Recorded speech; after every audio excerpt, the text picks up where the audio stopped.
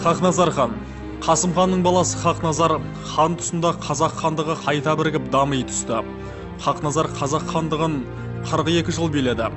Қазақ хандығының 300 жылдық тарихында Хақназардай ұзақ жыл ел билеген хан болған емес.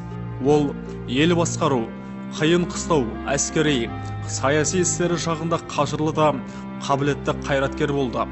Оның үстіне аса күрделі сыртқы жағдайларда дипломатиялық дарыны мол байталман екендігін көрсетті.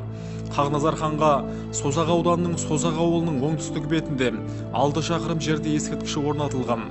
Биіктігі 12 метр. Хақназар хан ескерткіші 2012 жылы тұрғызылды. Салдырған Жәнбеке Жарымбетов деген Батыс Қазақстан облысының азаматы, құрылыс жұмысын жүргізген архитектор Көпбол Демешін, халық сәулетшісі. Хақназар хан қазақ хандығының 1538-1580 жылдардағы қазақ хандарының ішіндегі ең ұзақ билеген 4-ші ұлы хан болып саналады.